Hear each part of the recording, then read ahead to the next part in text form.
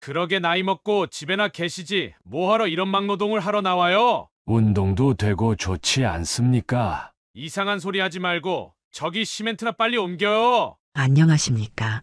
저는 올해 74이 된 이태준이라고 합니다.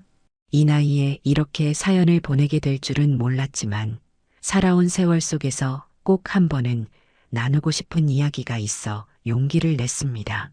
나이가 들수록 사람들은 나를 그냥 늙은이라 부르며 쉽게 지나쳐 가더군요. 하지만 저도 한때는 젊었고 누구보다 치열하게 살았던 사람입니다. 어쩌면 지금도 그렇게 살고 있는지도 모르겠습니다. 제가 젊은 시절부터 한평생을 바쳐 읽어온 것이 있습니다. 그것은 바로 건설업입니다. 맨손으로 시작해 회사를 세우고 온갖 풍파를 겪으며 성장시켰습니다. 하지만 나이를 먹고 경영에서 물러난 후 점점 회사의 운영이 달라지는 것을 느끼기 시작했습니다. 특히 현장 자재가 사라지는 문제가 지속적으로 보고되었고, 저는 회사를 믿어야 할지 아니면 직접 나서야 할지 고민에 빠졌습니다. 고민 끝에 저는 결심했습니다.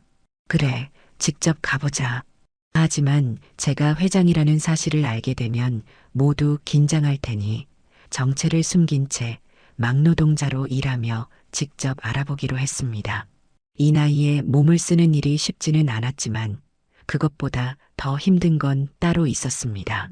바로 젊은 현장 관리자들이 저를 대하는 태도였습니다. 그들은 저를 사람 취급조차 하지 않았습니다. 늙은 몸을 가진 노동자는 그들에게 그저 귀찮고 쓸모없는 존재일 뿐이었습니다. 그렇게 저는 한겨울의 차가운 바람 속에서 곡괭이를 들고 삽을 들고 벽돌을 나르며 하루하루를 버텨나갔습니다. 그리고 그 속에서 믿을 수 없는 현실과 마주하게 되었습니다. 처음 현장에 들어간 날, 저는 작업복을 걸치고 안전모를 눌러 쓴 채 건설 현장에 들어섰습니다. 거대한 철골 구조물이 서 있는 공사장은 겨울바람이 매섭게 몰아쳤고 노동자들은 저마다 손발을 움직이며 작업에 몰두하고 있었습니다. 하지만 저는 그들의 시선 속에서 낯선 분위기를 감지했습니다. 저 양반이 새로 온 사람이야? 아니, 이 나이에 무슨 일을 하겠다고 온 거야? 웅성거리는 소리 속에서 한 사내가 다가왔습니다. 그의 작업복에는 김 소장이라는 이름표가 붙어 있었습니다. 그는 저를 위아래로 훑어보더니 비아냥거리듯 말했습니다. 이보세요, 어르신. 이 나이에 여기서 일하시겠다고? 그냥 앉아서 쉬는 게 낫지 않겠습니까? 그 말에 주변에 있던 몇몇 직원들이 킬킬거리며 웃음을 터뜨렸습니다. 저는 아무 말 없이 고개를 끄덕이며 묵묵히 서 있었습니다. 그런데 김 소장은 제 반응이 못마땅했는지 어깨를 툭툭 치며 말했습니다. 자, 그럼 한번 해봅시다. 저쪽에 있는 시멘트 포대를 날라보세요. 이게 꽤 무거운데 괜찮으시겠어요? 김 소장의 말투는 장난기 어린 것이 아니라 아예 저를 시험해 보려는 듯 했습니다. 그는 제가 감당하지 못할 거라는 확신에 차 있었습니다. 하지만 저는 아무 말 없이 시멘트 포대를 들어 올렸습니다. 오랜만에 무거운 것을 들자 허리에 힘이 들어갔습니다. 하지만 저는 이를 악물고 한 걸음 한 걸음 앞으로 나아갔습니다. 몇 번을 왔다 갔다 하니 등줄기가 땀으로 젖었습니다. 주위에 있던 직원들은 처음에는 비웃다가 점점 말이 없어졌습니다. 하지만 김 소장은 여전히 비꼬는 태도를 보였습니다. 어르신, 이제 그만하시죠. 저러다 쓰러지시면 우리가 책임져야 하잖아요. 그때 옆에서 정 반장이 끼어들었습니다. 아, 소장님. 이분이 그렇게까지 하고 싶다는데 왜 말리십니까? 오히려 잘 됐죠. 우리가 할 일 하나 덜었네요.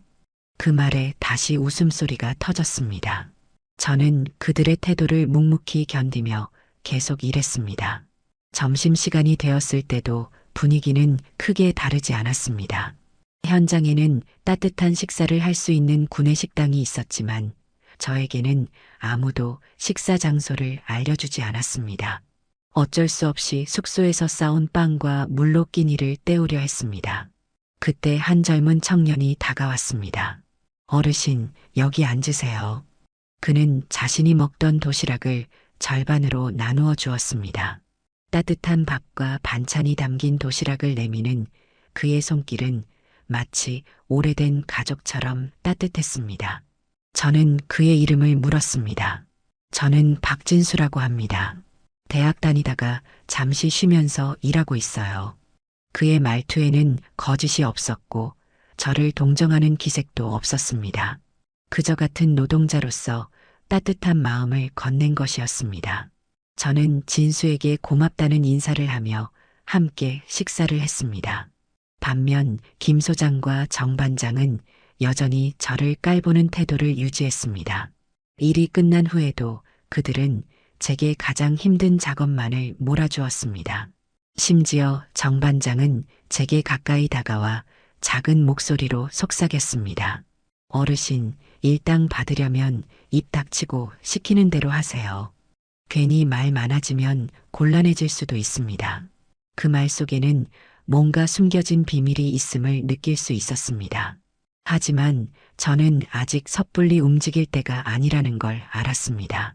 이제는 단순히 현장 분위기를 파악하는 것이 아니라 뭔가 더 깊은 문제가 있다는 것을 감지하게 된 순간이었습니다. 그날 밤 공사장에는 인기척이 거의 없었습니다. 저는 여느 때처럼 숙소로 돌아가려다 어둠 속에서 누군가 분주히 움직이는 소리를 들었습니다. 발소리를 죽이고 조심스럽게 다가가 보니 정 반장이 손전등을 켜고 뭔가를 확인하고 있었습니다. 트럭 한 대가 조용히 공사장 안으로 들어오고 있었고 차 안에서는 몇 명의 남자들이 서둘러 내리더니 자재 더미 쪽으로 향했습니다. 그들은 능숙한 손놀림으로 철근과 시멘트 포대를 트럭에 옮겨 싣고 있었습니다. 저는 깜짝 놀랐지만 일단 이 상황을 지켜보기로 했습니다. 이 사람들이 대체 뭐 하는 거지? 공식적으로 반출하는 것 같지는 않은데. 그때 정 반장이 트럭 운전사에게 낮은 목소리로 말하는 것이 들렸습니다. 이번 물량까지 다 빼돌리면 다음 공사에서 다시 보충하면 돼. 회사에서야 원래 있었던 물량인 줄 알 테니 문제될 거 없어. 그 순간 제 심장이 쿵 하고 내려앉았습니다. 회사 자재를 빼돌려 팔아넘기고 있었던 겁니다. 대체 이런 일이 얼마나 오래전부터 지속된 것인지 알 수 없었지만 명백한 비리였습니다. 저는 손에 힘을 주며 이를 악물었습니다. 그때였습니다. 제 뒤에서 낮고 침착한 목소리가 들렸습니다. 어르신, 조심하십시오. 깜짝 놀라 돌아보니 크레인 기사로 일하던 오 기사가 서 있었습니다. 그는 평소 말수가 적고 묵묵히 일하는 사람이었지만 그날 밤 그의 눈빛은 날카롭고 결연해 보였습니다. 오 기사는 조용히 다가와 저와 함께 상황을 지켜보더니 나지막이 속삭였습니다. 제가 몇 번이나 수상하다고 생각했습니다. 소장이 공사장 자재를 너무 쉽게 처리하는 걸 보고 말입니다. 저 사람들이 밤마다 트럭을 불러 자재를 빼돌리고 있다는 걸 확인한 건 오늘이 처음입니다. 그럼 이 일에 대해 알고 계셨습니까? 확실한 증거는 없었지만 짐작은 했습니다. 그런데 이렇게 대놓고 움직이는 걸 보면 이제 자신들이 안전하다고 생각한 모양입니다. 저는 고개를 끄덕이며 다시 정 반장과 트럭 운전사 쪽을 바라보았습니다. 그들은 여전히 물건을 옮기며 자기들끼리 은밀한 대화를 나누고 있었습니다. 이걸 어떻게 해야 합니까?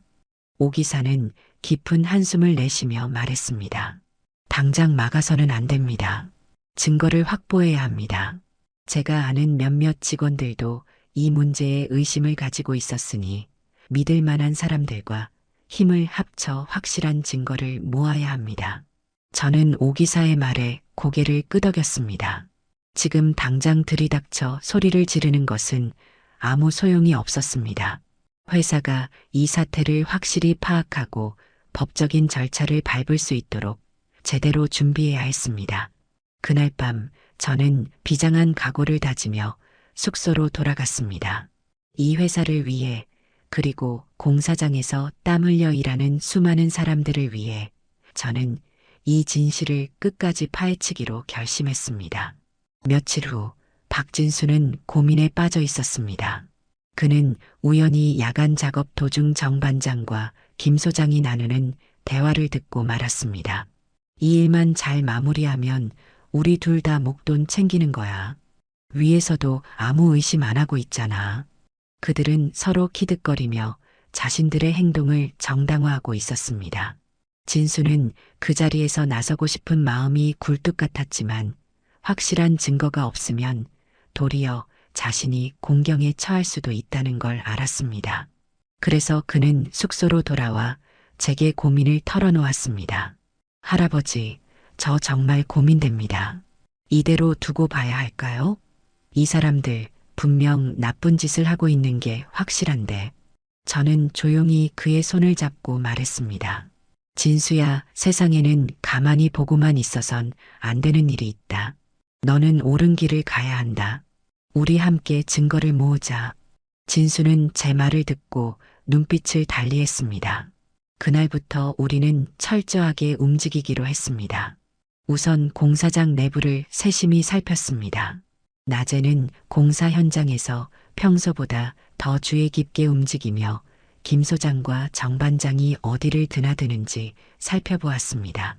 그리고 밤이 되면 몰래 현장에 나와 그들이 자재를 빼돌리는 모습을 촬영하고 기록했습니다. 몇 날 며칠을 이어가며 우리는 결정적인 장면들을 확보했습니다. 트럭에 실리는 자재의 사진, 서류를 조작하는 장면이 찍힌 영상, 다른 직원들에게 압력을 행사하는 김 소장의 녹음 파일, 그리고 마지막으로 우리는 오 기사의 도움을 받아 창고 안쪽에서 빼돌려진 자재 일부가 쌓여 있는 곳까지 찾아냈습니다. 그곳에는 정상적으로 출고되지 않은 자재들이 고스란히 남아 있었고 이를 추가적으로 사진으로 남겼습니다. 우리의 노력은 점점 빛을 보기 시작했습니다. 이제 이 모든 증거를 회사에 넘길 때가 다가오고 있었습니다. 그러나 우리는 마지막까지 방심하지 않기로 했습니다. 아직 김 소장과 정 반장이 이 사실을 모르는 이상 우리는 계획을 철저히 실행해야 했습니다. 진수야, 이제 마지막 단계다. 우리가 할 일은 아직 끝나지 않았다. 그렇게 우리는 회사를 뒤흔들 마지막 증거들을 손에 쥔 채 결정적인 순간을 준비하기 시작했습니다. 며칠 후 드디어 결정적인 순간이 찾아왔습니다. 우리는 회사 본사에 모든 증거를 정리해 전달했고 본사에서는 즉각 조치를 취하기로 결정했습니다. 예상보다 일이 빠르게 진행되었고 본사 고위직들이 직접 현장을 방문하기로 한 것이었습니다. 그날 아침 공사장은 여느 때처럼 분주했지만 공기 중에는 알 수 없는 긴장감이 감돌았습니다. 몇몇 직원들은 평소와 다른 분위기를 감지하고 소곤거렸습니다. 그리고 마침내 먼지가 자욱한 도로 끝에서 검은색 대형 SUV 몇 대가 모습을 드러냈습니다. 차량이 공사장 정문 앞에 멈추자 고급 정장을 입은 남성들이 하나둘씩 내렸습니다. 이들의 등장에 현장 직원들은 웅성거리기 시작했고 김 소장과 정 반장은 불안한 기색을 감추지 못했습니다.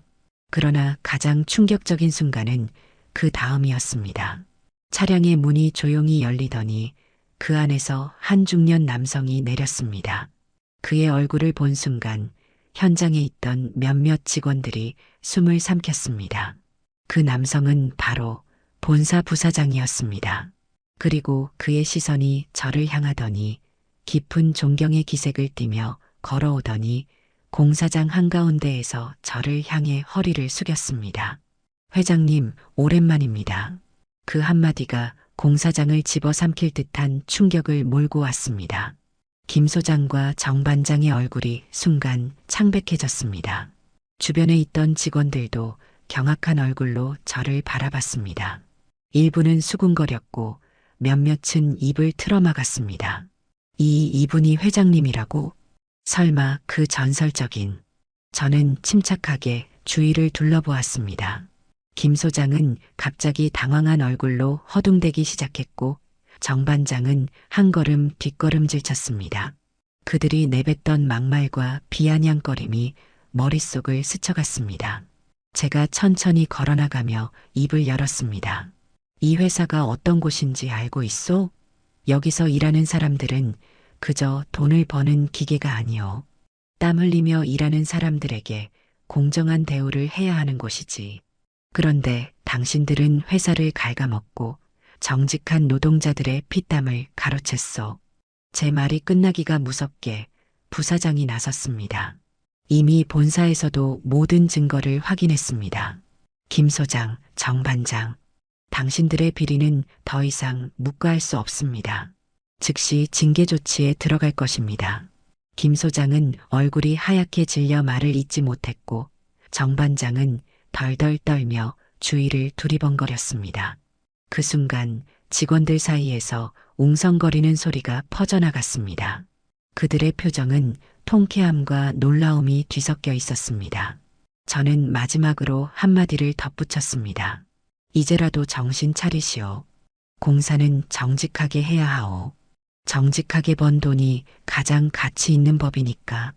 그렇게 김 소장과 정 반장은 현장에서 쫓겨났고 공사장은 새로운 질서를 맞이하게 되었습니다. 박진수는 제 옆에서 환한 미소를 지으며 속삭였습니다. 할아버지, 멋지십니다.